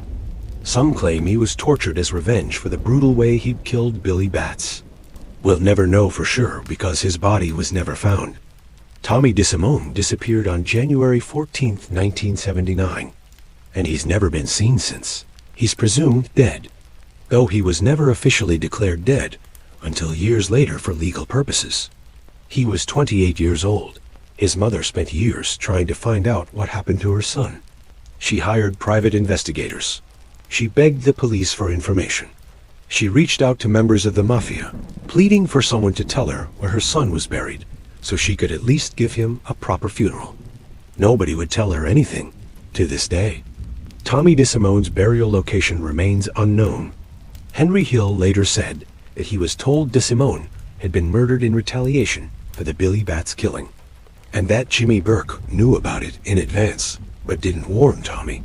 Burke apparently decided that losing Tommy was a small price to pay for maintaining good relations with the Gambino family. That's the kind of loyalty that exists in the mob. Here's what's really disturbing about the Tommy DeSimone story. He's become almost mythical in mob lore. People watch Goodfellas and think, wow, Tommy is such a great character. They quote his lines. They imitate Joe Pesci's performance, but they're celebrating a rapist and a serial killer. They're romanticizing a man who murdered at least 10 people, many of them for no reason beyond personal satisfaction. Tommy DeSimone wasn't a lovable psycho. He wasn't a complex anti-hero. He was a remorseless killer who inflicted pain and terror for nearly a decade before being executed by his own people. And the fact that his story has been turned into entertainment, that people laugh at his jokes and admire his toughness, says something dark about our culture's relationship with violence. Joe Pesci's performance is brilliant. I'm not criticizing the movie or the actor, but we need to remember that the character is based on a real person who caused real suffering. The families of Michael Junko, Billy Batts, Foxy Jareth, and all the other people DeSimone killed don't think he's funny or cool. They think he's a monster, and they're right. One final note about Tommy DeSimone. In the years since his disappearance, there have been occasional rumors that he didn't die in 1979, that he actually survived and went into hiding, possibly with help from some faction of the Mafia. These rumors pop up every few years, usually on mob-related forums or in true crime communities. But these rumors are almost certainly false. The Mafia doesn't let someone like DeSimone just walk away. He knew too much. He'd killed too many people, and he'd broken too many rules. The chances that he's alive somewhere are infinitesimally small. Tommy DeSimone is dead. He's been dead since January 1979. He was murdered by the same criminal organization he'd spent his entire life trying to join. That's his legacy. Now we need to talk about the crime that ties everything together. The Lufthansa heist of December 11, 1978. This was the biggest cash robbery in American history at the time, and it set off a chain of events that would destroy the Vario crew and lead to Henry Hill's cooperation with the FBI. The movie shows you the heist, but it simplifies it significantly. In reality, the planning and execution of this robbery involved months of preparation, dozens of people, and a level of sophistication that most criminals could never achieve. This wasn't a smash-and-grab job. This was a carefully orchestrated operation that required inside information, precise timing, and nerves of steel. Here's how it really happened. The target was the Lufthansa cargo terminal at John F. Kennedy International Airport in Queens, New York. Lufthansa is a German airline, and in the late 1970s, they were handling enormous amounts of currency, moving between the United States and Europe. American dollars being sent to Germany, German marks being brought to America, all of it flowing through their cargo facility at JFK. The key to the whole operation was a man named Louis Werner. He was a cargo supervisor at Lufthansa, and he was in massive debt. He owed money to loan sharks, specifically loan sharks connected to the Vario crew. Werner was desperate. He was facing financial ruin, possibly violence if he couldn't pay his debts. So he made a decision that would change his life. He agreed to provide inside information about the cash shipments in exchange for getting his debts forgiven and receiving a cut of the proceeds. Werner approached a man named Martin Krugman, who was a bookie and an associate of the Vario crew. Krugman brought the information to Henry Hill. Hill brought it to Jimmy Burke. And Burke immediately understood the potential. This wasn't just a big score. This was generational wealth. The kind of money that could set you up for life, according to Werner's information. On the night of December 11th, 1978, there would be approximately $2 million in cash and another $4 million in jewelry and other valuables in the Lufthansa cargo vault. The vault was secure, but Werner provided detailed information about security procedures, the timing of guard shifts, and how to bypass certain alarms. With the right team and the right timing, it was doable. Burke spent months planning the heist. He assembled a crew of about 10 people, each with a specific role. There were drivers, lookouts, the guys who would actually enter the vault, and people responsible for disposing of evidence afterward. Burke planned every detail. What they'd wear, what they'd say, how long they'd stay, how they'd transport the money afterward. One crucial element was that everyone involved had to be trustworthy. They couldn't have anyone who might panic or make a mistake or talk to the wrong people. Burke handpicked his crew, choosing people he'd worked with before, people who'd proven they could keep their mouths shut. And ominously, Burke made sure he knew where everyone lived, where their families were, what leverage he had over them if things went wrong. On the night of December 11th, 1978, the plan went into action at approximately 3 a.m., when the facility would be least staffed and security would be at its most relaxed. The crew entered the Lufthansa cargo terminal. They were wearing masks and carrying guns. They quickly subdued the handful of workers who were present, zip-tied their hands, and forced them to lie on the floor. Here's where Louis Werner's inside information proved critical. The robbers knew exactly where to go and exactly how to access the vault. They knew which guards to target first. They knew where the cameras were and how to avoid them. They knew the combination to the outer vault door because Werner had provided it. The robbery took about an hour. The crew loaded duffel bags and boxes with cash and jewelry. The workers were terrified, but cooperative. Nobody wanted to be a hero and get shot. The robbers were professional and efficient. They didn't waste time. They didn't engage in unnecessary violence. And they stuck to the plan. When they left the terminal, they took several of the workers' coats and personal belongings to create the impression that maybe this was an inside job by one of the workers rather than an organized crew from outside. It was a smart misdirection that bought them valuable time before law enforcement realized this was a professional hit. The total haul? Approximately $5 million in cash and $875,000 in jewelry in $1,978. This was an astronomical amount of money. Adjusted for inflation, it's equivalent to roughly $25 to $30 million today. It was the biggest cash robbery in American history, and it made national headlines immediately. But here's where everything went wrong. The plan after the heist was simple. Lay low. Don't spend the money conspicuously. Don't talk about it. Don't do anything to attract attention. Burke had specifically told everyone involved, take your cut, put it away, and don't touch it for at least a year. Don't buy new cars. Don't take expensive vacations. Don't tell your wives. Just sit on the money and wait. Almost immediately, people started violating these instructions. One crew member bought a pink Cadillac, a brand new Cadillac, paid for in cash, just days after the heist. Another bought a huge amount of jewelry for his girlfriend. Another took his family on an expensive Florida vacation. These people had spent their entire lives struggling financially, and suddenly they had hundreds of thousands of dollars in cash. They couldn't help themselves. They had to spend it. Burke was furious, because every flashy purchase was evidence. Every new car, every expensive watch, every sudden lifestyle change was a breadcrumb for law enforcement to follow. And the FBI was already all over this case. A $6 million robbery at JFK Airport? This was a federal investigation from day one.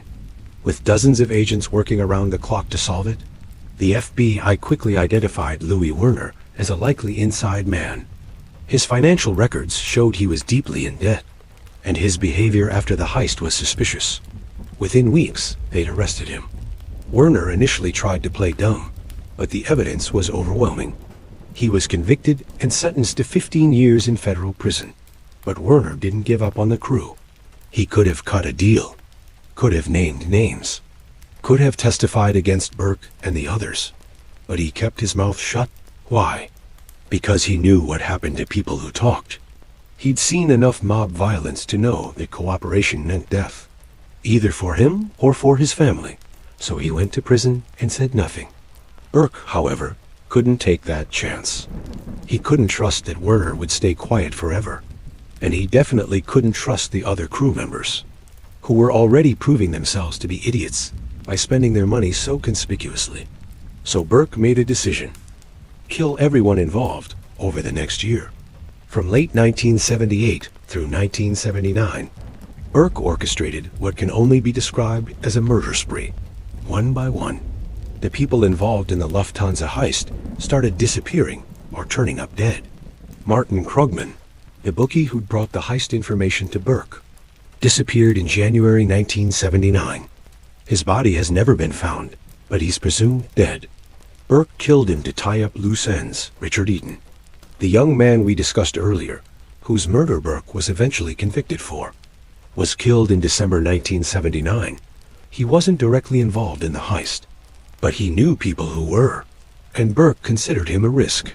Joseph "Joe" Buddha Mandry was found dead in the front seat of his car in May 1979, shot in the head. He'd been a driver for the heist crew. Paolo Licastri, another crew member, was found dead in a garage in Brooklyn, shot multiple times. Thomas "Two-Gun" Tommy DeSimone, yes, Tommy, was murdered in January 1979, though technically this was related to the Billy Bats murder rather than Lufthansa, but the timing is suspicious. And some investigators believe Burke gave DeSimone up to the Gambino family in part to reduce the number of people who knew about Lufthansa. The list goes on. Different sources give different numbers, but it's estimated that at least 8 people connected to the Lufthansa heist were murdered in the year following the robbery. Burke was systematically eliminating anyone who could implicate him, and it almost worked. Here's the truly chilling part.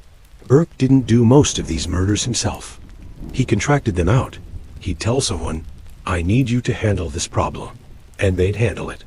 Sometimes he'd use people from outside the crew, people who didn't know about Lufthansa, and therefore couldn't connect the murders to the heist. Burke was creating a buffer between himself and the violence, making it nearly impossible to link him directly to the killings. The FBI knew what was happening. They knew Burke was behind the murders. But knowing and proving are two different things. They couldn't get anyone to testify against him. Everyone was either dead or too terrified to talk. Burke had created a perfect storm of fear and violence that protected him. But then Henry Hill got arrested on drug charges in May 1980. And suddenly, the FBI had leverage. When Henry started cooperating, one of the first things he told them about was the Lufthansa heist. He gave them details about the planning, the execution, who was involved, and what happened afterward. He told them about the murders. He connected the dots between the robbery and the bodies. And suddenly, the FBI had a narrative that made sense. But even with Henry's testimony, prosecuting Burke for the Lufthansa heist was difficult. Most of the crew was dead. There was minimal physical evidence. Burke had been incredibly careful. In the end, Burke was never charged with the robbery itself, though he was charged with several of the related murders. The money from the Lufthansa heist was never fully recovered. Some of it was found, jewelry that was pawned, cash that was seized during arrests, but the vast majority disappeared. It's estimated that Burke kept around $3 to $4 million for himself. He hid it in various locations, invested some of it in legitimate businesses, and used some of it to fund other criminal operations. When Burke died in prison in 1996, he took the secret of where the money was hidden to his grave. There are rumors of safe deposit boxes, of money buried in remote locations, of cash hidden in the walls of buildings Burke owned. But none of it has ever been found. That money, millions of dollars in 1978 cash, is still out there somewhere, slowly deteriorating in whatever hiding place Burke chose. The Lufthansa heist fundamentally changed organized crime in America. It showed that even the most sophisticated robbery could be solved through informants and cooperation. It demonstrated that greed and paranoia would tear apart even the most disciplined crew.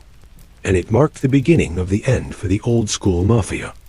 As more and more mobsters chose cooperation over omerta, the code of silence, Henry Hill's decision to cooperate was directly linked to Lufthansa. He knew Burke would eventually kill him to protect the secret of the heist. He knew too much, and Burke didn't trust him. So when the FBI offered Henry a way out, he took it, and in doing so, he closed the book on one of the most infamous crimes in American history. But here's the thing that bothers me about how the Lufthansa heist is portrayed in popular culture. It's almost always shown as this awesome, legendary score. Movies and TV shows treat it like the ultimate heist, the dream job every criminal wishes they could pull off. And yeah, from a technical standpoint, it was brilliant. But look at what it actually accomplished. 8 people were murdered in the aftermath. Louis Werner went to prison. Jimmy Burke eventually went to prison and died there. Henry Hill destroyed his entire life and ended up broke and alone. The money was never enjoyed. It was either lost, seized, or spent on lawyer fees. And the families of the victims were destroyed. This wasn't a victimless crime. This wasn't some Robin Hood scenario where they stole from the rich. This was a violent robbery that led to a cascade of murders and ruined lives. So yeah, the Lufthansa heist was an impressive feat of criminal planning. But it was also a tragedy that destroyed everyone involved. That's the real story, not the myth, not the legend, the truth. Let's talk about something the movie only touches on superficially. The women in these men's lives. Because while Goodfellas does show Karen Hill and some of the other mob wives, it doesn't really dig into the reality of what it meant to be a woman connected to these criminals. And that reality was much darker and more complex than the movie suggests. Start with Karen Hill. In the movie, she's played by Lorraine Bracco as this strong, intelligent woman who gradually realizes what she's gotten herself into, but stays for the lifestyle, and because she loves Henry. That's partially true, but the real Karen Hill's story is more complicated. Karen Friedman was born into a middle-class Jewish family. She wasn't from the mob world. She met Henry in the mid-1960s when she was in her early 20s. And Henry swept her off her feet. He had money.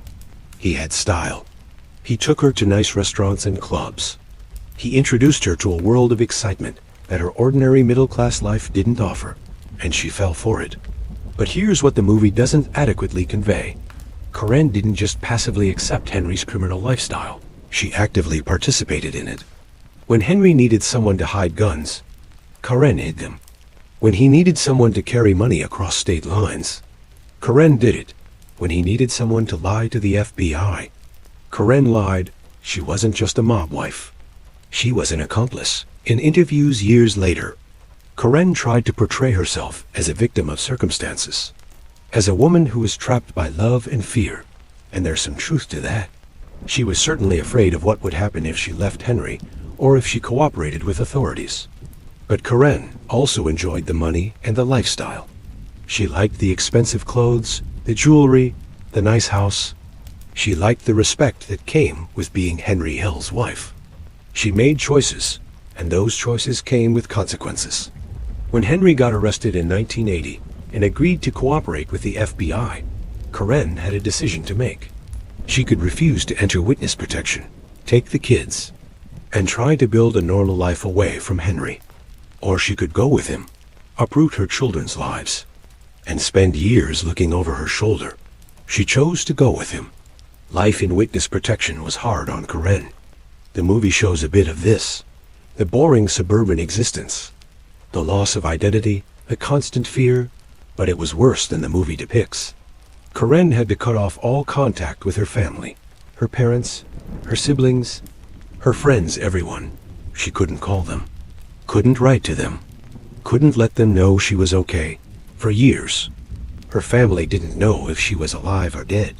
And then there were Henry's continued betrayals. Even in witness protection, Henry was cheating on her. Even when they were supposed to be building a new life together, Henry was lying and using drugs and getting arrested. Karen stayed with him through all of this, until finally she couldn't anymore. Karen divorced Henry sometime in the late 1980s, or early 1990s. The exact date isn't public. After the divorce, she went back into witness protection under a different identity, taking her children with her, and unlike Henry, Karen actually followed the rules. She kept quiet. She didn't do interviews. She didn't exploit her story. She just disappeared to this day. Karen Hill's whereabouts are unknown. She's living somewhere in America under an assumed name. Her children, Greg and Gina, have both spoken publicly about their experiences, though they're careful not to reveal anything that could identify their mother's location. Karen chose anonymity and safety over fame and money. In that sense, she learned from Henry's mistakes.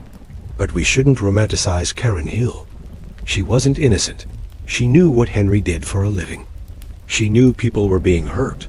She knew money was being stolen. And she benefited from it for years. Yes, she was in a difficult situation. Yes, leaving might have put her in danger. But she still made choices that enabled and supported criminal activity. Now let's talk about the other women in the mob world. Because they don't get enough attention in these stories. There were the wives of the other crew members. Women married to Jimmy Burke, Tommy DeSimone, Paul Vario, and dozens of other criminals. What was their experience? For many of these women, it was a life of willful ignorance mixed with complicity. They knew their husbands were criminals, but they didn't ask questions. They enjoyed the money and the lifestyle, but they didn't want to know the details. It was a strange bargain. Financial security in exchange for moral blindness. Jimmy Burke's wife, Mickey, was a perfect example. She had to know what Jimmy did for a living. She had to know he was a killer. But she never asked, and Jimmy never told. They had an unspoken agreement. He'd provide for the family. And she wouldn't question how this arrangement worked for decades. Until Jimmy went to prison, and the money stopped coming. And then there were the mistresses. The movie shows Henry keeping an apartment for his mistress, Janice Rossi, and it shows the tension this creates with Karen. But the movie doesn't show you how common this was. Almost every member of the Vario crew had a wife and at least one mistress. Sometimes more. It was practically expected. Part of the mob lifestyle. These weren't sophisticated arrangements. The wives usually knew about the mistresses. The mistresses usually knew about the wives. Everyone just pretended not to know what everyone else knew. It was a bizarre, dysfunctional system built on lies and infidelity. And it worked, because everyone was getting something out of it. The mistresses got money and gifts and attention. The wives got stability and social status. The mobsters got to play the role of the powerful man with women on their arms. Everyone was using everyone else, and nobody wanted to acknowledge the emptiness of it all. Here's something dark that the movie completely ignores. Domestic violence. Many of these mob marriages were marked by physical abuse. Henry Hill hit Karen. She's confirmed this in interviews. Jimmy Burke was known to be violent with his wife. The culture of the Mafia was inherently violent, and that violence often extended into the home, but the wives couldn't go to the police. If a mob wife showed up at a police station with bruises and tried to file a domestic violence complaint, she'd be signing her own death warrant. The crew would see it as betrayal, and the consequences would be severe. So the abuse continued, hidden behind closed doors, never acknowledged publicly. There's also the issue of how these women raised children in this environment. Karen Hill raised 2 kids, Greg and Gina, while Henry was committing crimes and betraying the family. What was that like for those kids? Growing up knowing their father was a criminal? Watching their mother hide guns and lie to authorities? living with the constant fear that their father might get killed or arrested. Greg and Gina Hill have both written and spoken about their experiences, and their accounts are heartbreaking. They describe a childhood marked by fear, secrecy, and constant instability. They moved frequently. They were told not to trust anyone outside the family. They watched their father get arrested multiple times. They saw their mother's pain and frustration, and they couldn't talk about any of it with anyone. Then came witness protection, which somehow made things worse. Suddenly, they had to pretend to be different people. They had to lie about their past, their family, their entire history. They had to cut off contact with grandparents, cousins, friends, everyone. And they had to do all of this as children. Without fully understanding why, both of Henry Hill's children have said they've struggled with trust issues, anxiety, and the psychological trauma of their upbringing. They've both had to undergo therapy to process what they experienced. And they both cut off contact with Henry in his later years because they couldn't handle his continued dysfunction. This is what the movie doesn't show you: the generational trauma, the psychological damage that extends beyond the criminals themselves to their families and children. The mob lifestyle doesn't just destroy the mobsters, it destroys everyone around them. There's another category of women we need to discuss: the victims. Because while we're talking about wives and mistresses and children, we need to remember that many women were victimized by these men. They were beaten, raped, threatened, and terrorized. We already discussed Tommy DeSimone raping Karen Hill, but he wasn't the only sexual predator in the Vario crew. These were violent men who believed they could take whatever they wanted, including women's bodies, and the culture protected them. If a woman was assaulted by a mobster and tried to report it, she'd be intimidated into silence. The crew would threaten her family, and make it clear that cooperation meant death. How many women were assaulted by members of the Vario crew over the years? We'll never know. Most never reported it. Those who did were silenced. Their stories were never told. Their trauma never acknowledged. They're the invisible victims of organized crime. The women whose suffering doesn't make it into the movies or the books because it's too ugly, too uncomfortable, too real. Here's what I want you to understand about the women in this story. They weren't all innocent victims, but they also weren't villains. They were people stuck in an impossible situation, making difficult choices with limited options. Some of them were complicit in crime. Some of them were victims of violence. Most of them were both. Karen Hill spent years supporting Henry's criminal lifestyle, profiting from stolen money and helping him evade justice. She also spent years being cheated on, lied to, and eventually abandoned. She made bad choices, but she also suffered for those choices. Her story doesn't have a simple moral. The same is true for most of the women connected to the mob. They weren't passive participants in their own lives. They made choices, good and bad. They enabled crime, but they also endured abuse. They enjoyed the money, but they paid the price in fear and trauma. The movie shows you some of this complexity with Karen's character, but it doesn't go deep enough. It doesn't show you the full reality of what it meant to be a woman in the mob world. And it definitely doesn't show you the women who were victimized, but never had their stories told.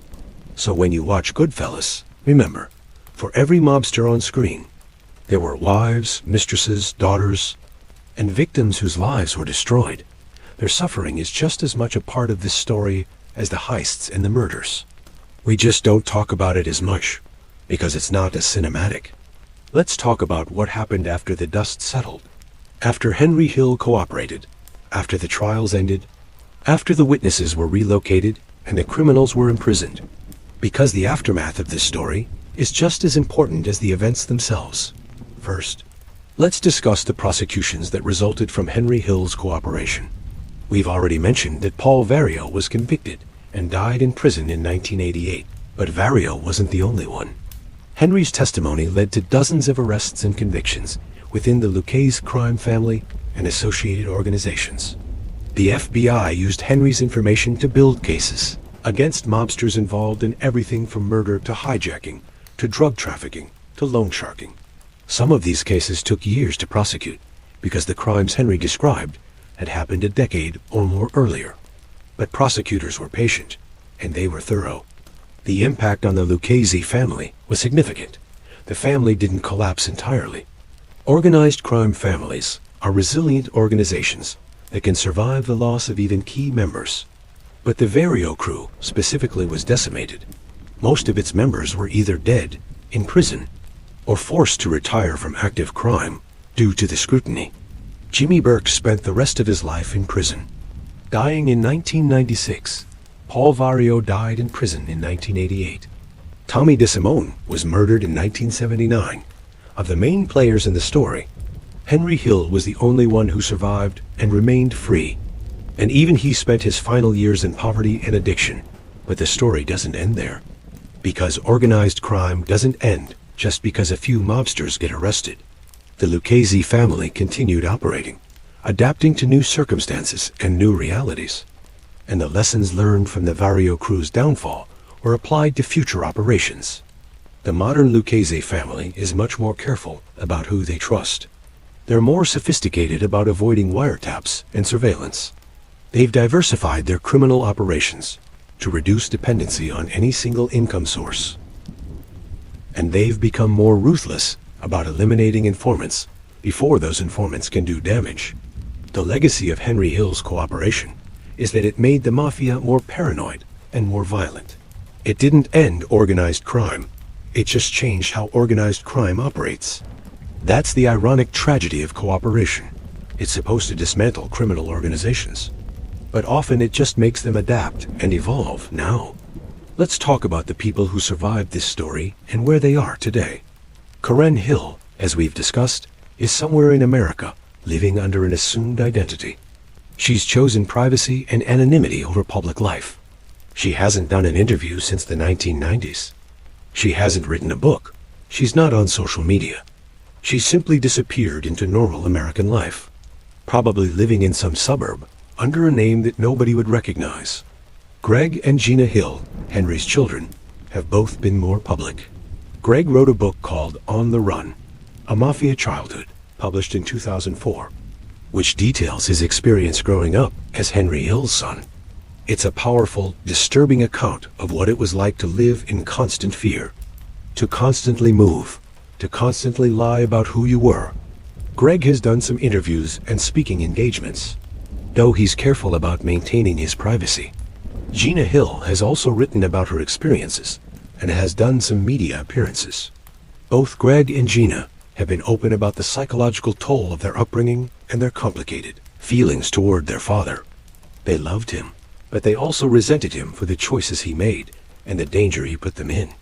Both of Henry's children appear to have built relatively normal, law-abiding lives for themselves, though they've both acknowledged struggling with the legacy of their father's crimes. They've had to carry the weight of being Henry Hill's children while trying to establish their own identities separate from that history. As for the rest of the Vario crew, the ones who survived, most of them served prison time and then faded into obscurity. Some died in prison. Others were released and quietly retired from criminal life. A few continued committing crimes and were arrested again, but none of them achieved the level of notoriety that Henry Hill did through his cooperation and his connection to Goodfellas. The Lufthansa heist remains officially unsolved, while the FBI knows who committed the robbery based on Henry Hill's testimony. And while some people connected to it were convicted of related charges, nobody was ever convicted specifically for the robbery itself. The statute of limitations has long since expired, and most of the people involved are dead. It's one of the most famous unsolved crimes in American history.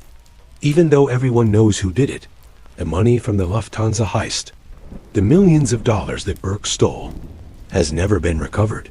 It's presumably hidden somewhere, slowly deteriorating in whatever location Burke chose. There are occasional news stories about people claiming to have found it, or to know where it is. But these always turn out to be hoaxes or misunderstandings. The money is gone, lost to time. In 2014, there was a break in the Lufthansa case when the FBI arrested Vincent Asaro, an elderly mobster who'd allegedly been involved in the heist. The arrest came after decades of investigation and was based on testimony from several cooperating witnesses. The case went to trial in 2015, and Asaro was acquitted of all charges. The jury simply didn't find the evidence compelling enough to convict an 80-year-old man of a crime that happened in 1978. This acquittal frustrated the FBI and prosecutors who'd spent years building the case. But it also illustrated a hard truth about prosecuting decades-old crimes. Witnesses die. Memories fade. Evidence disappears. Even when you know someone is guilty, proving it in court is incredibly difficult. The legacy of the Goodfellas story extends beyond the specific people involved. It's influenced popular culture, law enforcement practices, and our understanding of organized crime. The movie itself has become one of the most celebrated films in cinema history, consistently ranking on lists of the greatest films ever made. But there's a dark side to this legacy, the glamorization of mob life. Despite the movie's ultimate message that crime doesn't pay, and that these men ended up dead, or in prison, or in witness protection, many viewers still come away thinking the mob life looks exciting and cool. They focus on the parties and the power and the money, and they downplay the violence and the betrayals and the misery. This is a problem that extends beyond just Goodfellas. Our culture has a complicated relationship with organized crime. We're fascinated by it. We make movies and TV shows about it. We turn mobsters into celebrities, but we often forget about the victims. The people who were robbed, beaten, murdered, or terrorized by these criminals. Every dollar Henry Hill and Jimmy Burke stole was taken from someone. Every person Tommy DeSimone killed had a family that mourned them. Every business that was shaken down for protection money had an owner who lived in fear. The human cost of organized crime is enormous, and it's not adequately represented in most popular depictions. So where are we now, decades after the events depicted in Goodfellas? Organized crime still exists, though it's changed significantly. The Italian-American Mafia is weaker than it was in the 1970s, diminished by decades of prosecutions, cooperation from informants, and competition from other criminal organizations. The five families of New York, Gambino, Genovese, Lucchese, Colombo, and Bonanno, still exist, but they're shadows of their former selves. Many of their operations have been disrupted by law enforcement. Many of their leaders are in prison or under surveillance, and the culture of omerta, the code of silence, has been significantly eroded by the increasing willingness of mobsters to cooperate with authorities. The Lucchese family, specifically, has been particularly hard hit by defections and prosecutions. The damage done by Henry Hill's cooperation was compounded by subsequent cooperators, who continued to provide information to law enforcement. The family still operates, but at a much reduced level compared to their heyday in the 1970s and 1980s. One interesting development: the FBI has publicly stated that they believe the Lufthansa heist money, or at least most of it, will never be recovered. Jimmy Burke took that secret to his grave, and whoever else might know where the money is hidden has either died or isn't talking. It's likely that the cash has deteriorated beyond usability by now anyway, rotting away in whatever hiding place Burke chose. The real lesson of the Goodfellas story isn't about crime or punishment or justice. It's about betrayal. Everyone in this story betrayed someone. Henry betrayed his crew. Jimmy betrayed his crew members by killing them. Tommy betrayed basic human decency by murdering people for no reason. Karen betrayed her values by enabling Henry's crimes. The Mafia bosses betrayed their own rules by allowing drug dealing to proliferate. Everyone was a snake, and everyone got bitten. And what was it all for? Money that was never enjoyed. Power that was never real. Respect that was based on fear rather than admiration. These men spent their entire lives chasing something that didn't actually exist, the dream of the gangster life. The fantasy that the movie inadvertently reinforces is exactly that, a fantasy. The reality is prison, death, or witness protection. Those are the only three endings for people who choose that life. Henry Hill died broke and alone in 2012. Jimmy Burke died in prison in 1996. Tommy DeSimone was murdered in 1979. Paul Vario died in prison in 1988. Of all the major players in this story, not a single one got a happy ending. Not one. They all ended up either dead, or imprisoned, or living in fear. That's the reality of mob life. Now let's talk about the movie itself. What Martin Scorsese and screenwriter Nicholas Pileggi got right, what they changed, and why those changes matter. First, let's acknowledge what the movie did brilliantly. It captured the feel of mob life. The camaraderie, the paranoia, the violence, the mundane aspects of criminal life. Scorsese didn't make a typical Hollywood gangster movie where everything is glamorous and everyone speaks in tough guy cliches. He made something that felt real and lived in. Nicholas Pileggi had access to Henry Hill and spent years interviewing him for the book Wise Guy, which became the basis for the screenplay. Henry gave Pileggi incredibly detailed accounts of his life, including specifics about crimes, conversations, and the day-to-day reality of being in the mob. That level of detail shows in the movie. But here's the thing. Henry Hill was an unreliable narrator. He lied constantly, even when there was no reason to lie. He exaggerated his importance in certain crimes. He downplayed his involvement in others. He changed details to make himself look better or more sympathetic. And Pileggi and Scorsese had to work through all of this to find the truth. Some of what Henry told them was verifiable through FBI records, court documents, and interviews with other people. But some of it wasn't. And in those cases, Pileggi and Scorsese had to make judgments about what to believe and what to treat skeptically. They didn't always get it right. Let's talk about specific changes the movie made. The murder count. The movie shows several murders. Billy Bats, Spider, and a few others during the post-Lufthansa paranoia. But the real body count was much, much higher. Jimmy Burke alone was suspected in over 50 murders. The movie couldn't show all of these without turning into a slasher film. So they focused on the most dramatic and story-relevant killings. But this means the movie significantly undersells how violent these men actually were. Tommy's death. In the movie, Tommy is killed right after he thinks he's being made. He walks into a room expecting his induction ceremony and is shot. This is basically accurate. But the movie doesn't show what likely happened after.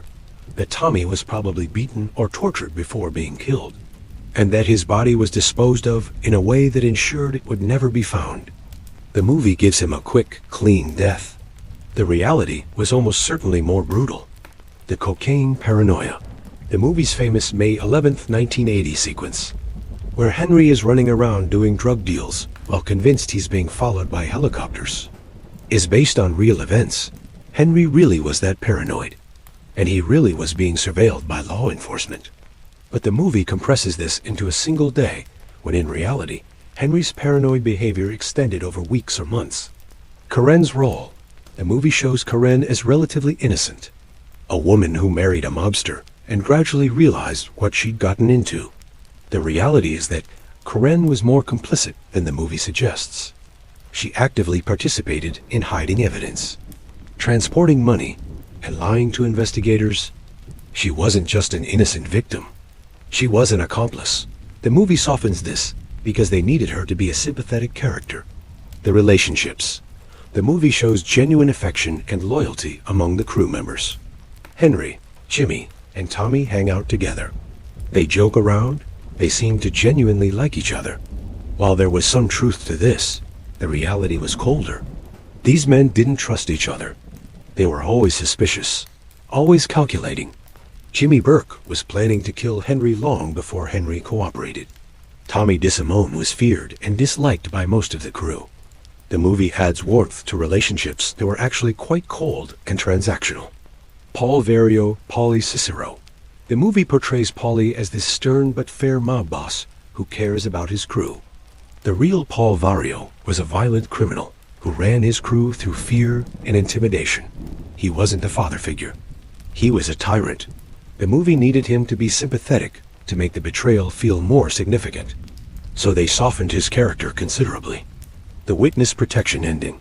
The movie ends with Henry lamenting his new life as a schnook in witness protection, but suggesting that at least he and his family are safe. In reality, Henry violated the rules of witness protection almost immediately and was kicked out of the program within a few years. The movie couldn't show this because it would undermine the ending. But it means the resolution the movie offers is actually false, the violence. This is important. Goodfellas is a violent movie. There are brutal beatings, point-blank shootings, stabbings. It's hard to watch at times, but even with all that violence, the movie still tones down how bad it really was. The real beatings were more severe. The real murders were more numerous. The real suffering was more extensive. Scorsese showed you a lot. But he still held back, because showing the full reality would have been unwatchable. The humor. The movie is funny. There are comedic moments, witty dialogue, scenes that make you laugh. And apparently, some of this humor was present in real life. Henry Hill had a sense of humor, and some of the guys in the crew were funny in a dark, twisted way. But the movie uses humor to make the characters more likable and to provide relief from the tension. In doing so, it risks making the mob life look more fun than it actually was. One thing the movie absolutely got right: the mundanity of mob life. This is one of Goodfellas' greatest achievements. It shows you that being in the Mafia isn't all dramatic heists and climactic confrontations. Most of it is boring, sitting around, waiting for things to happen, doing small-time scams, having the same conversations over and over. The movie captures this beautifully, and it's one of the reasons it feels so authentic. The movie also accurately depicts the paranoia and the betrayals. The scene where Henry realizes Jimmy is planning to kill him, where he sees through the setup at the diner, is based on a real incident. Henry really did have that moment of clarity where he understood that his longtime partner was going to murder him. The movie captures the horrifying reality of that betrayal perfectly. Another thing the movie gets right: the ultimate emptiness of it all. Despite the money, the power, the respect, these men ended up with nothing. The movie's ending, with Henry complaining about being an average nobody, is meant to be tragic, but also darkly comic, because Henry still doesn't fully understand what he's lost. He's lost nothing of real value. He just thinks he has, because he's been living a delusion his entire life. But here's what troubles me about the movie: it's too entertaining. It's so well made, so engaging, so stylistically brilliant that it risks overshadowing the moral message. People watch Goodfellas, and they remember the cool scenes, the great dialogue, the iconic moments. They don't always remember that it's a story about terrible people doing terrible things and destroying their own lives. This isn't Scorsese's fault. He made the movie he wanted to make, and it's a masterpiece. But there's an unintended consequence. Goodfellas has contributed to the ongoing romanticism of mob life in American culture. It's inspired countless imitators, parodies, and homages. It's shaped how we think about organized crime, and in some ways, it's made the mob seem cooler than it actually was. Martin Scorsese has addressed this in interviews. He said that he didn't intend to glorify the mob life, that he was trying to show the reality of it, including the violence and the betrayals and the ultimate emptiness. But he's also acknowledged that some viewers take away the wrong message, that they focus on the style and the excitement and miss the substance. Nicholas Pileggi, who co-wrote the screenplay, has said similar things. He's pointed out that the movie's ending, with Henry in witness protection, alive but miserable, is meant to be a cautionary tale. But he's also admitted that some people watch the movie and think, yeah, but it looks like they had fun along the way. This is the paradox of mob movies. To make them entertaining enough that people will watch, you have to include elements that make the mob life look appealing. But in doing so, you risk undermining your own message. It's a tightrope walk, and not every viewer ends up on the right side of the line. One more thing about the movie: it's told from Henry's perspective, which means we only see things Henry saw or knew about. We don't see all the murders Jimmy Burke committed, because Henry wasn't present for most of them. We don't see the full extent of Tommy DeSimone's violence, because Henry only witnessed a fraction of it. We don't see the suffering of the victims, because Henry didn't care about them. This creates a distorted view of the story. We sympathize with Henry because he's our narrator, our entry point into this world, but Henry Hill was not a sympathetic person. He was a criminal who hurt people for decades and only cooperated to save himself. The movie makes him seem more likable than he actually was, because we need a protagonist, someone to root for, even if that person doesn't deserve our support. If Goodfellas had been told from the perspective of one of the victims, a truck driver who got beaten during a hijacking, a family member of someone Burke murdered, a woman who is terrorized by these men, it would be a very different movie. It would be harder to watch, less entertaining, and probably less successful. But it would also be more honest about the reality of what organized crime does to people. Scorsese knows this. He's a sophisticated filmmaker who understands the moral complexity of his subject matter. But he also knows he's making a movie, not a documentary. He has to entertain, has to engage, has to tell a compelling story. And sometimes, the demands of storytelling conflict with the demands of moral clarity. So is Goodfellas an accurate portrayal of the real story? Yes and no. It gets the broad strokes right. It captures the feeling of mob life. It shows you the violence and the paranoia and the betrayals. But it also simplifies, dramatizes, and in some ways sanitizes the reality. It had to, because the full, unvarnished truth is too dark, too sprawling, too morally complex to fit into a 2.5-hour movie. What I'm giving you here, this entire deep dive into the real story, is closer to the truth than what the movie shows. But even this isn't the full truth, because the full truth is unknowable. Too many people are dead. Too many secrets were never revealed. Too many lies were told and never corrected. All we can do is get as close as possible to what really happened, acknowledging the gaps in our knowledge along the way. Goodfellas is a great movie. It's one of the best crime films ever made. But it's not a documentary. It's a dramatization based on the testimony of an unreliable narrator, shaped by the artistic choices of brilliant filmmakers, and constrained by the limitations of the medium. If you want to understand the real story, you need to go deeper. You need to read the FBI files, the court documents, the interviews with victims and witnesses. You need to see past the style and the entertainment to the ugly reality underneath. And that's what I've tried to give you here, the reality, the truth behind the myth, the story that Hollywood couldn't fully tell because it's too dark, too complicated, too unsettling. This is what really happened. These are who these men really were. And this is why the story matters, not because it's entertaining, but because it's a cautionary tale about the consequences of choosing a life built on violence and betrayal. So here we are, at the end of this deep dive into the real story behind Goodfellas.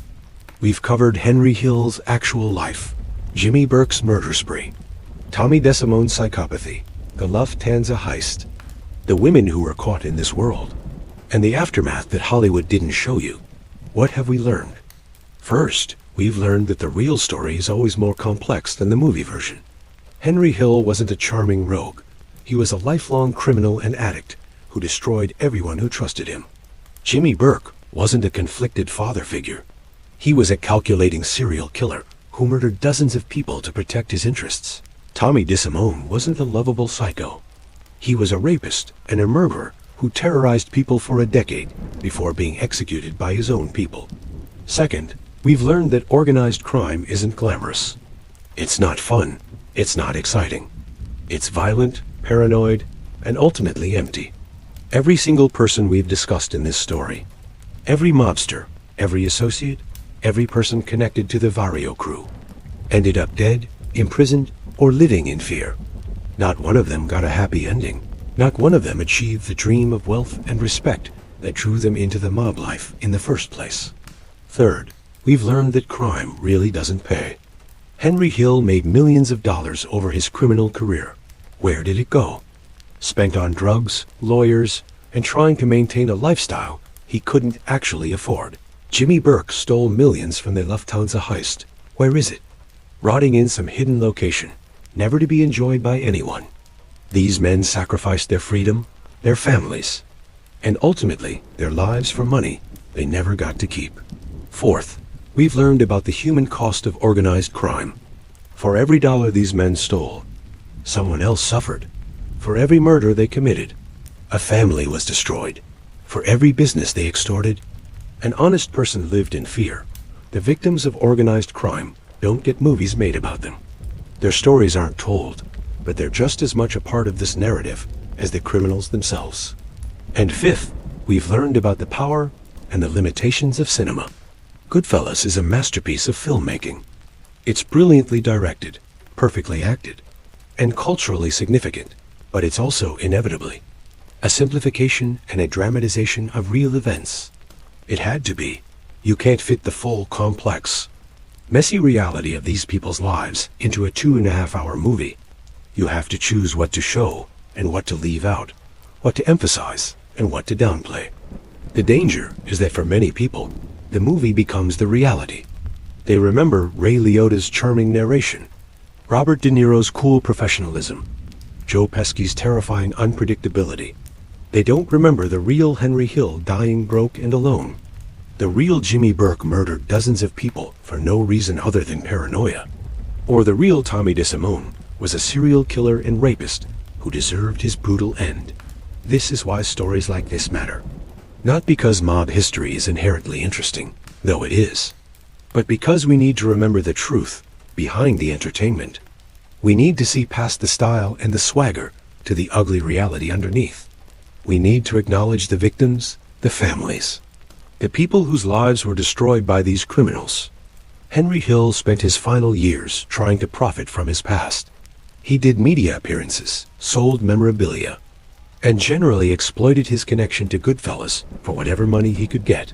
Right until the end, he was still a con man, still trying to get something for nothing. He never showed genuine remorse for the people he hurt.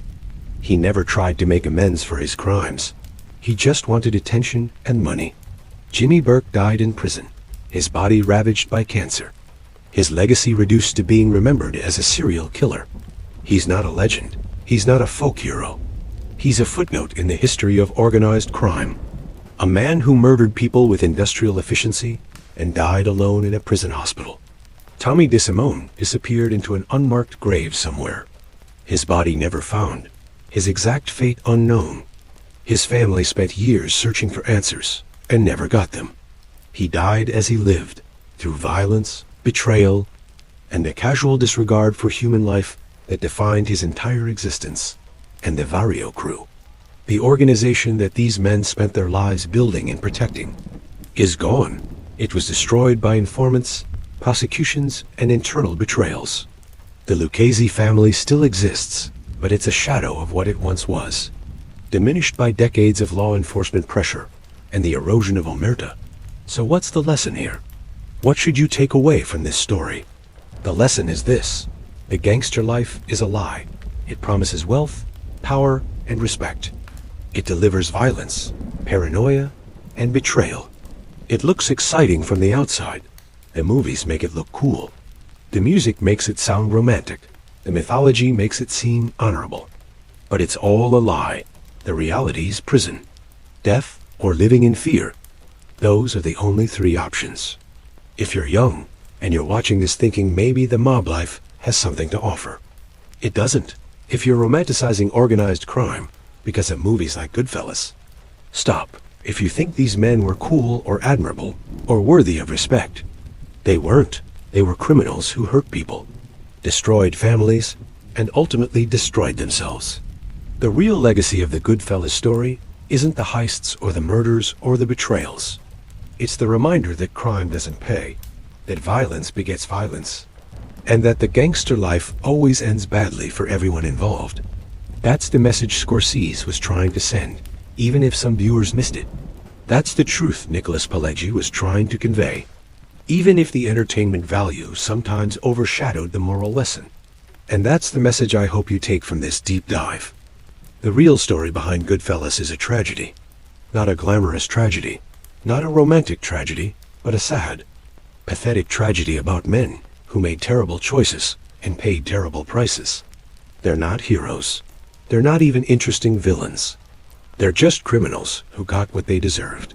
If you've made it this far, you've spent hours learning about the real Henry Hill, the real Jimmy Burke, the real Tommy DeSimone, and the real events that inspired one of cinema's greatest films. You've seen past the Hollywood version to the truth underneath. You've learned about the victims, the families, the aftermath that doesn't make it into the movies. My question to you is, will you watch Goodfellas differently now? Will you see through the entertainment to the tragedy? Will you remember that these were real people who caused real suffering? I hope so, because that's when movies like Goodfellas truly serve their purpose. Not as entertainment alone, but as cautionary tales about the consequences of choosing a life of crime. The mob isn't glamorous. It isn't exciting. It isn't honorable. It's just violence, greed, and betrayal, dressed up in nice suits and set to a Rolling Stones soundtrack. And the sooner we all understand that, the better off we'll be. That's the real story behind Goodfellas, not the version you saw in the theater, but the version that actually happened, the messy, complicated, ugly truth that Hollywood couldn't fully capture. These men weren't heroes. They weren't even anti-heroes. They were just criminals who destroyed everything they touched. And in the end, every single one of them got exactly what they deserved. Thank you for spending this time with me, going through the real story. If this changed how you see the movie, if it gave you a deeper understanding of what really happened, if it made you think differently about organized crime and how it's portrayed in popular culture, then I've done what I set out to do. The truth matters, the victims matter, the consequences matter. And we owe it to everyone who was hurt by these men to tell the real story. Not just the Hollywood version. Now you know the truth. What you do with that knowledge is up to you.